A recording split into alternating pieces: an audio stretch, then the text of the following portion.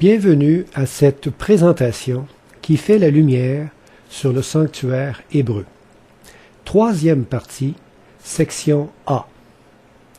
Cette partie vous donnera l'explication du symbolisme de tous les composants du sanctuaire que nous avons décrits dans la première partie. Elle mettra en lumière ce que Jésus-Christ a accompli en nous pour nous sauver du péché. Mais avant de débuter, certaines notions de base doivent être comprises afin de bien saisir la complémentarité entre ce que Christ a fait pour nous et ce que Christ fait en nous. Ce concept en Christ, largement utilisé dans les épîtres de Paul, comporte une complémentarité qu'il ne faut pas négliger. Comme nous l'avons vu, Jésus a réalisé des choses merveilleuses pour nous libérer du péché. Et il est important de comprendre que cette réalité a un impact direct dans notre vie de tous les jours. Dieu désire maintenant vous révéler ce mystère de Christ en vous.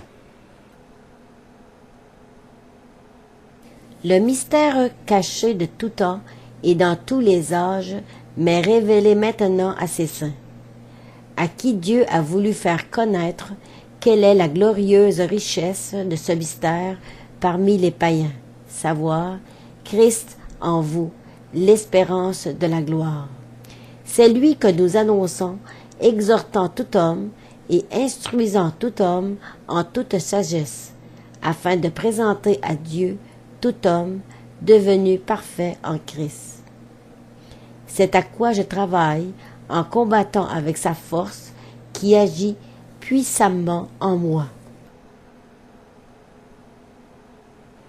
Prenons maintenant le temps d'étudier cette notion importante.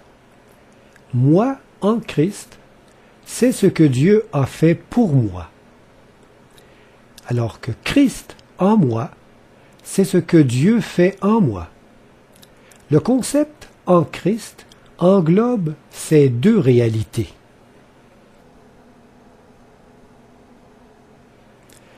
Moi en Christ, c'est Dieu qui agit en dehors de moi. Il s'est donné lui-même en rançon pour nous. Christ en moi, c'est Dieu qui agit à l'intérieur de moi. Et si l'esprit de celui qui a ressuscité Jésus d'entre les morts habite en vous, celui qui a ressuscité Christ d'entre les morts rendra aussi la vie à vos corps mortels par son esprit qui habite en vous.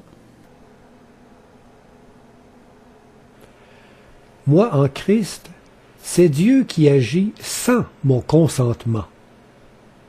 Lorsque les temps ont été accomplis, Dieu a envoyé son Fils, né d'une femme, né sous la loi, afin qu'il rachetât ceux qui étaient sous la loi, afin que nous reçussions l'adoption.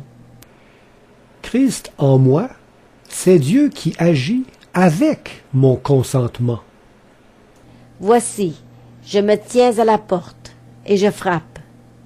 Si quelqu'un entend ma voix et ouvre la porte, j'entrerai chez lui.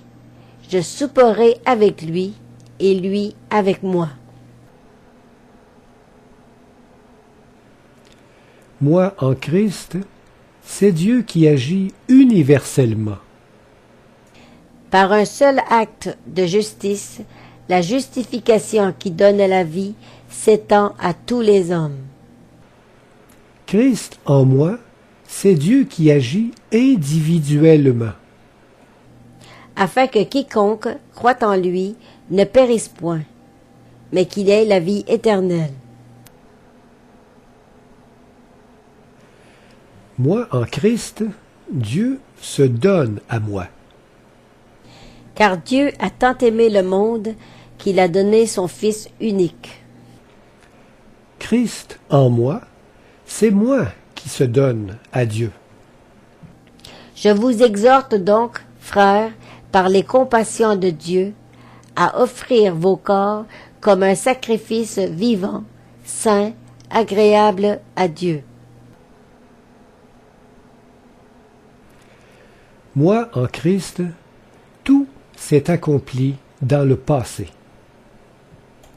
Quand Jésus eut pris le vinaigre, il dit, « Tout est accompli. » Et baissant la tête, il rendit l'esprit.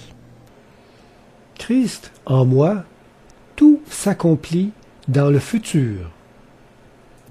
Mais maintenant, étant affranchi du péché et devenu esclave de Dieu, vous avez pour fruit la sainteté et pour fin la vie éternelle.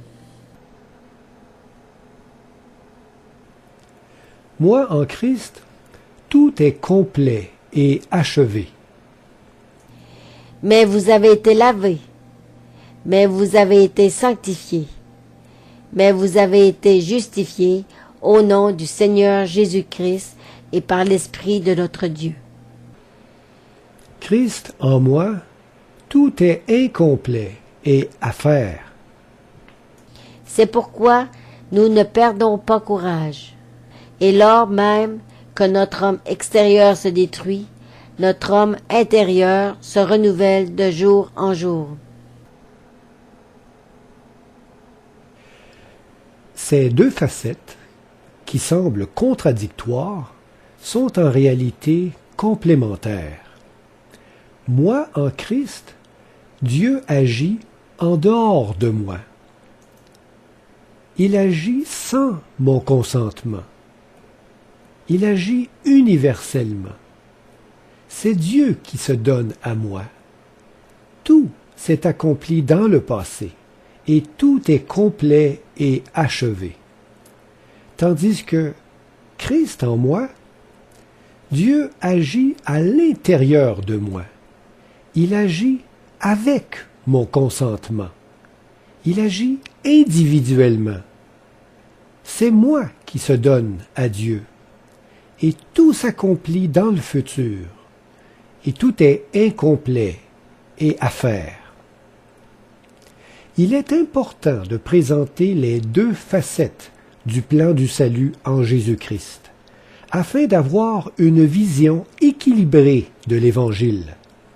Plusieurs ont dénaturé la compréhension de celui-ci en ne présentant qu'une seule perspective.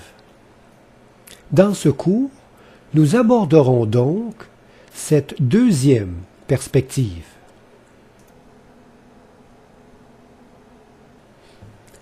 Aussi, avant de commencer, il est important de bien réaliser que notre corps est un sanctuaire où Dieu désire habiter.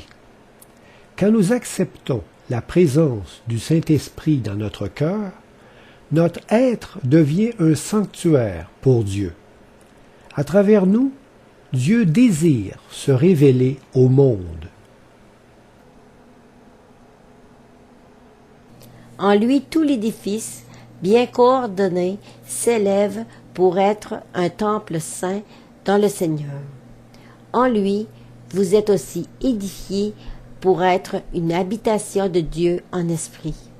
Ne savez-vous pas que votre corps est le temple du Saint-Esprit, qui est en vous, que vous avez reçu de Dieu et que vous ne vous appartenez point à vous-même, car vous avez été rachetés à un grand prix. Glorifiez donc Dieu dans votre corps et dans votre esprit, qui appartiennent à Dieu. Débutons maintenant notre cours avec une explication de tout le symbolisme de chaque élément du sanctuaire. Chaque partie de celui-ci représente un élément du plan du salut que Dieu désire réaliser en chacun de nous.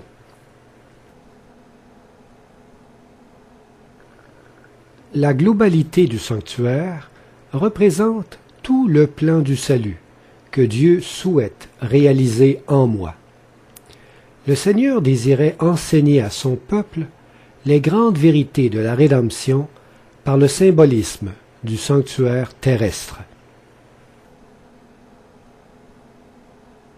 Et si l'esprit de celui qui a ressuscité Jésus d'entre les morts habite en vous, celui qui a ressuscité Christ d'entre les morts rendra aussi la vie à vos corps mortels par son esprit qui habite en vous. Depuis son entrée dans le lieu très saint du sanctuaire céleste, Jésus nous appelle à devenir des souverains sacrificateurs pour Dieu. Il souhaite que nous entrions avec lui dans son ministère de purification. À travers nous, Dieu désire rendre témoignage de son amour au monde entier. Il fait de nous des souverains sacrificateurs, des femmes et des hommes saints, appelés au sacerdoce royal. L'entrée récente de Jésus-Christ dans le lieu très saint nous a octroyé ce privilège. Vous serez pour moi un royaume de sacrificateurs et une nation sainte. Voilà les paroles que tu diras aux enfants d'Israël. Et vous-même, comme des pierres vivantes, édifiez-vous pour former une maison spirituelle, un saint sacerdoce, afin d'offrir des victimes spirituelles agréables à Dieu par Jésus-Christ. Vous êtes une race élue, un sacerdoce royal, une nation sainte, un peuple acquis, afin que vous annonciez les vertus de celui qui vous a appelé des ténèbres à son admirable lumière. Ainsi donc, frères, puisque nous avons, au moyen du sang de Jésus, une libre entrée dans le sanctuaire, par la route nouvelle et vivante qu'il a inaugurée pour nous au travers du voile, c'est-à-dire de sa chair. La clôture représente mon caractère épuré. La blancheur de la tenture exprime la pureté et la sainteté du caractère du chrétien. Cette tenture est comme un grand vêtement. Le chrétien repentant qui entre dans le sanctuaire est couvert par la justice du Christ. Revêtez-vous du Seigneur Jésus-Christ. C'est en lui que vous avez été instruits à revêtir l'homme nouveau, créé selon Dieu, dans une justice et une sainteté que produit la vérité.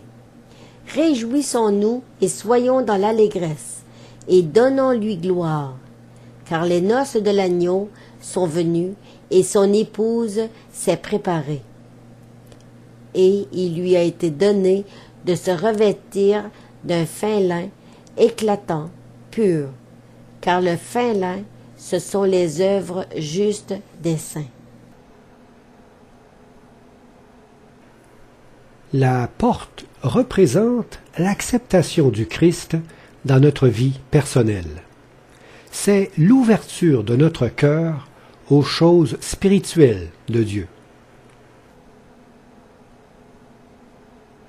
Voici, je me tiens à la porte et je frappe. Si quelqu'un entend ma voix et ouvre la porte, j'entrerai chez lui. Je souperai avec lui et lui avec moi. Et vous, soyez semblables à des hommes qui attendent que leur maître revienne des noces, afin de lui ouvrir dès qu'il arrivera et frappera. Le parvis représente l'étape de notre conversion par l'abandon de nos motivations charnelles qui sont contraires à Dieu. Au moment où nous cessons de nous rebeller contre lui, nous entrons dans cette œuvre du pardon accomplie à la croix. Notre abandon dans les mérites de Christ nous restaure et nous rend participants de son œuvre de salut. Jésus répondit, « En vérité, je te le dis, si un homme ne naît d'eau et d'esprit, il ne peut entrer dans le royaume de Dieu. Ce qui est né de la chair est chair, et ce qui est né de l'esprit est esprit. Ne t'étonne pas que je t'ai dit, il faut que vous naissiez de nouveau. Le vent souffle où il veut, et tu en entends le bruit, mais tu ne sais d'où il vient, ni où il va. Il en est ainsi de tout homme qui est né de l'esprit. Sur l'autel des sacrifices, nous offrons notre ego en sacrifice. Cette mort de notre ego s'exprime par l'abandon complet de notre moi dans les mérites du Christ. C'est le plongeon de la mort dans les bras de Dieu pour sa gloire. Je vous exhorte donc, frères, par les compassions de Dieu, à offrir vos corps comme un sacrifice vivant, saint, agréable à Dieu, ce qui sera de votre part un culte raisonnable. J'ai été crucifié avec Christ, et si je vis, ce n'est plus moi qui vis, c'est Christ qui vit en moi. Si je vis maintenant dans la chair, je vis dans la foi au Fils de Dieu, qui m'a aimé et qui s'est livré lui-même pour moi. Cette cuve d'eau représente ma résurrection en nouveauté de vie. Tous mes péchés lavés par le sang de Jésus sont alors abandonnés. J'entre dans une nouvelle vie, animée de la puissance du Saint-Esprit. C'est la nouvelle naissance que Dieu désire que j'exprime par le baptême. Si quelqu'un est en Christ, il est une nouvelle créature. Les choses anciennes sont passées. Voici, toutes choses sont devenues nouvelles. Ayant été ensevelis avec lui par le baptême, vous êtes aussi ressuscités en lui et avec lui par la foi, en la puissance de Dieu qui l'a ressuscité des morts. La tente d'assignation représente ma constante communion avec Dieu. C'est l'étape de notre sanctification par la progression de notre spiritualité dans le développement d'une intimité profonde avec Dieu. Ce lieu représente aussi un assemblage solide, droit, uni et saint dans la communion fraternelle. Chaque planche de bois recouvert d'or représente le chrétien, recouvert de l'amour de Dieu, formant son Église. Heureux ceux qui sont intègres dans leur voie, qui marchent selon la loi de l'Éternel. Heureux ceux qui gardent ses préceptes, qui le cherchent de tout leur cœur, qui ne commettent point d'iniquité, et qui marchent dans ses voies. C'est de lui, et grâce à tous les liens de son assistance, que tout le corps, bien coordonné et formant un solide assemblage, tire son accroissement selon la force qui convient à chacune de ses parties, et s'édifie lui-même dans la charité. Les couvertures représentent les étapes de ma nature humaine régénérée. Celui qui entre par la foi dans le sanctuaire céleste doit préalablement avoir été régénéré par la nouvelle naissance. Cette transformation me rend apte pour le ciel. Le tapis extérieur résistant en peau de dauphin représente notre nature humaine pécheresse. Misérable que je suis, qui me délivrera du corps de cette mort? Grâce soit rendue à Dieu par Jésus-Christ notre Seigneur. Le tapis en peau de bélier teinte en rouge représente la mort de mon ego. Ils l'ont vaincu à cause du sang de l'agneau et à cause de la parole de leur témoignage, et ils n'ont pas aimé leur vie jusqu'à craindre la mort. Le tapis blanc en poil de chèvre représente ma nouvelle naissance en Jésus-Christ. Pour vous, votre obéissance est connue de tous. Je me réjouis donc à votre sujet, et je désire que vous soyez sages en ce qui concerne le bien et purs en ce qui concerne le mal. Le tapis intérieur de fin lin de couleur, avec des chérubins, représente mon droit d'accès au ciel, par mon humanité régénérée. Il nous a ressuscités ensemble et nous a fait asseoir ensemble dans les lieux célestes en Jésus-Christ. Le lieu saint représente ma victoire sur chaque tentation.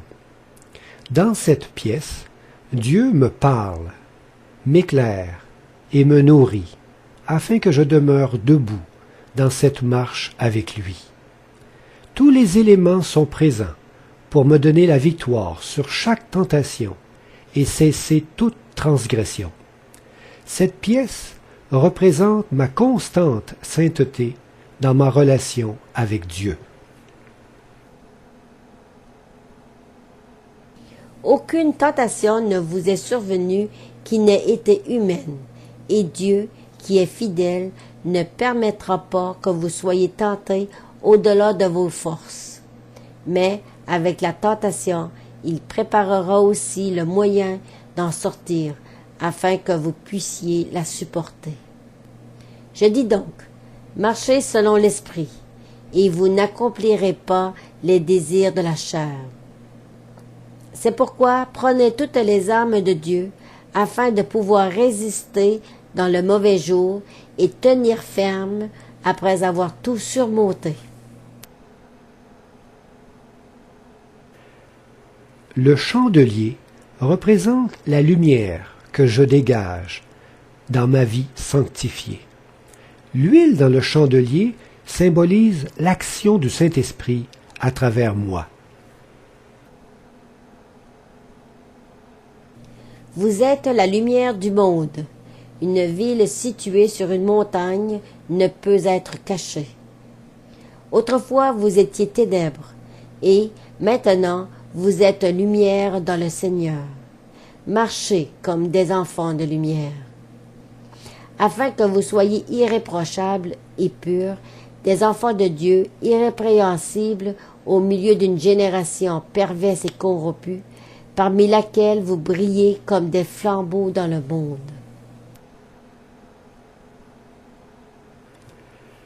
La table des pains de proposition représente ma proclamation de l'Évangile. Le pain représente la parole de Dieu. En Christ, nous sommes des porte-paroles pour Dieu.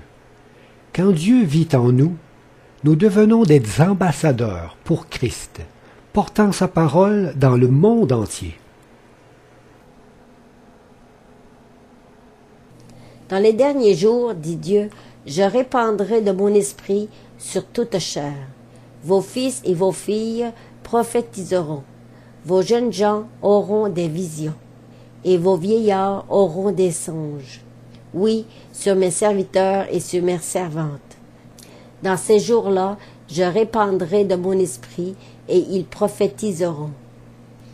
Car ce n'est pas par une volonté d'homme qu'une prophétie a jamais été apportée, mais c'est poussé par le Saint-Esprit que des hommes ont parlé de la part de Dieu. Vous êtes manifestement une lettre de Christ écrite par notre ministère, non avec de l'encre, mais avec l'Esprit du Dieu vivant, non sur des tables de pierre, mais sur des tables de chair, sur les cœurs.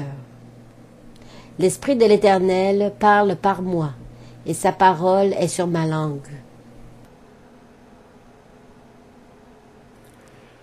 L'autel des parfums représente mon intercession personnelle. Les voluptés de fumée représentent mes prières d'intercession qui s'élèvent, mêlées au doux parfum des mérites du Christ.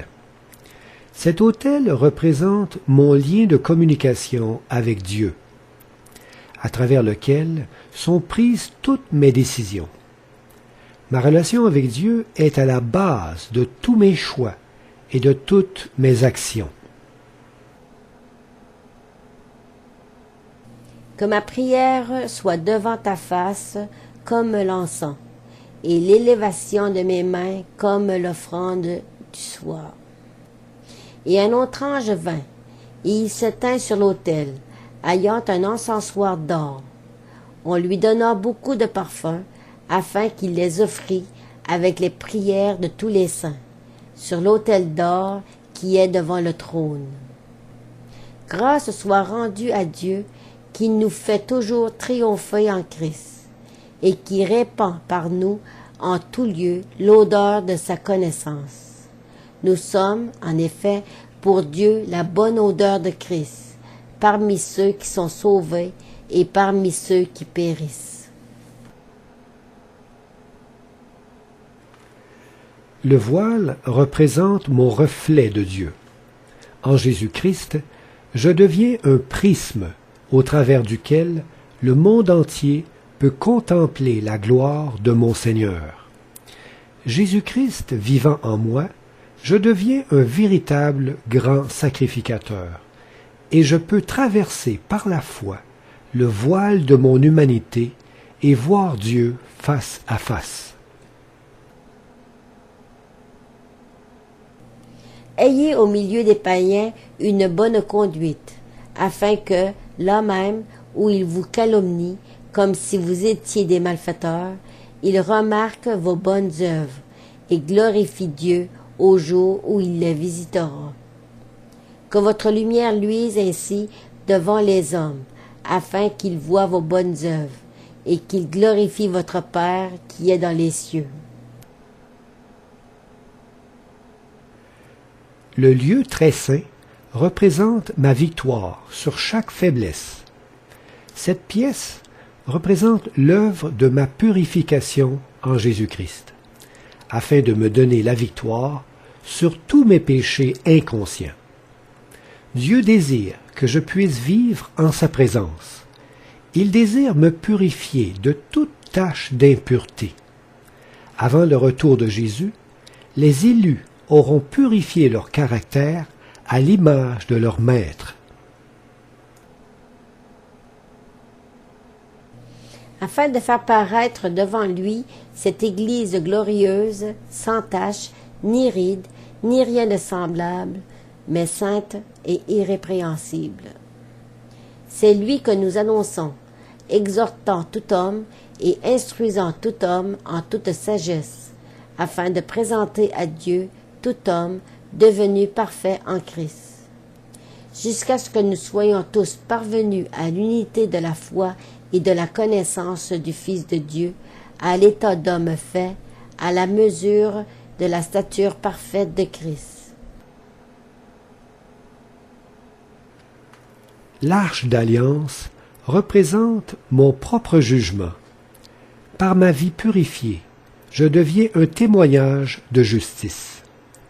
Présentement, Dieu me passe en examen pour enlever toute tache d'impureté de mon caractère, afin que je devienne un modèle de référence.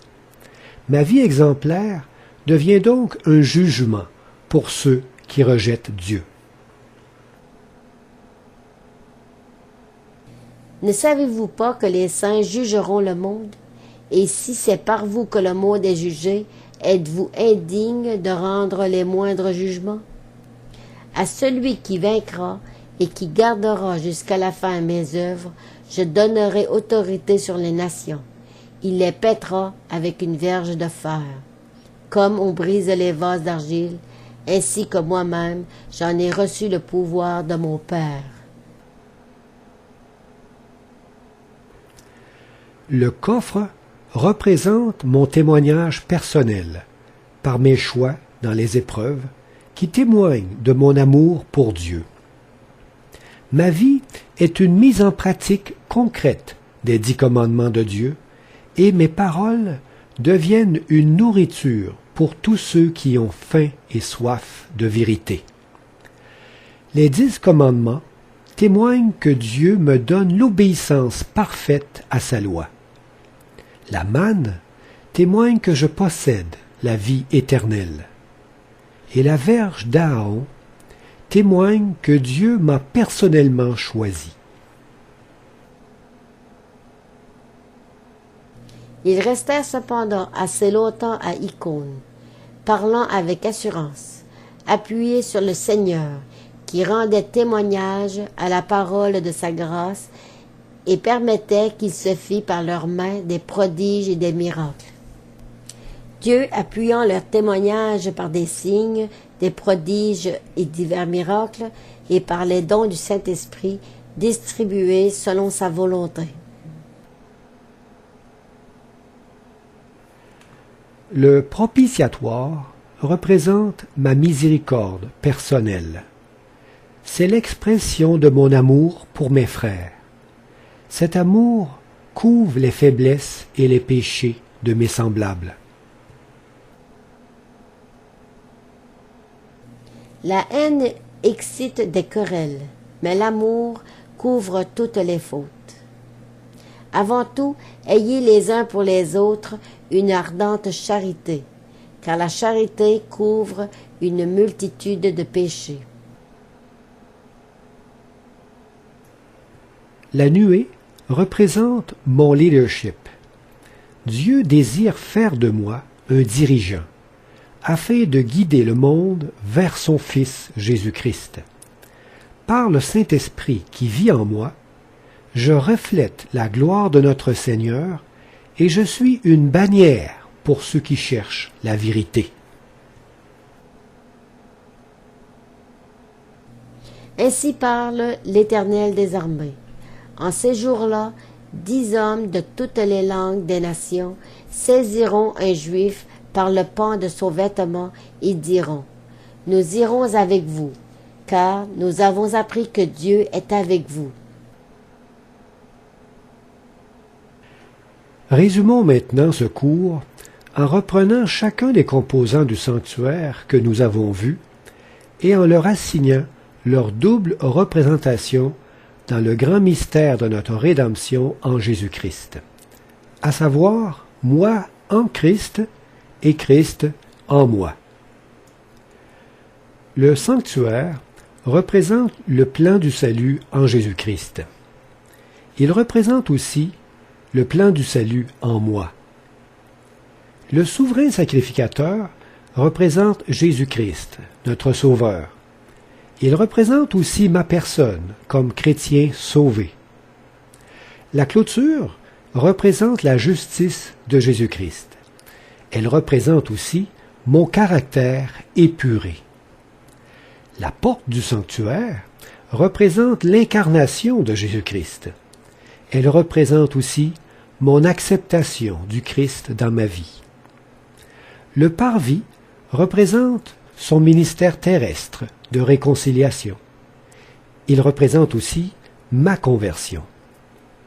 L'autel des sacrifices représente le sacrifice de Jésus sur la croix. Il représente aussi la mort de mon ego. La cuve d'airain représente la résurrection de Jésus-Christ. Elle représente aussi ma nouvelle naissance. La tente d'assignation représente son ministère céleste d'intercession. Elle représente aussi ma communion avec Dieu. Les couvertures représentent les mérites de Jésus-Christ. Elles représentent aussi ma nature humaine régénérée. Le lieu saint représente son ministère de sanctification. Il représente aussi ma victoire sur chaque tentation. Le chandelier représente Jésus-Christ, qui est la lumière du monde. Il représente aussi mon illumination dans le monde. La table des pains de proposition représente Jésus-Christ, qui est la parole de Dieu. Il représente aussi ma proclamation de l'Évangile. L'autel des parfums représente l'intercession de Jésus-Christ. Il représente aussi mon intercession personnelle. Le voile représente Jésus-Christ, qui est notre accès auprès du Père. Il représente aussi mon reflet de Dieu. Le lieu très saint représente son ministère de purification. Il représente aussi ma victoire sur chaque faiblesse. L'Arche d'Alliance représente Jésus-Christ, qui est notre juge. Elle représente aussi mon propre jugement. Le coffre représente le témoignage de l'amour de Jésus. Il représente aussi mon témoignage personnel. Le propitiatoire représente la miséricorde de Jésus-Christ. Il représente aussi ma miséricorde personnelle. La nuée représente Jésus-Christ, qui est notre guide. Elle représente aussi mon propre leadership.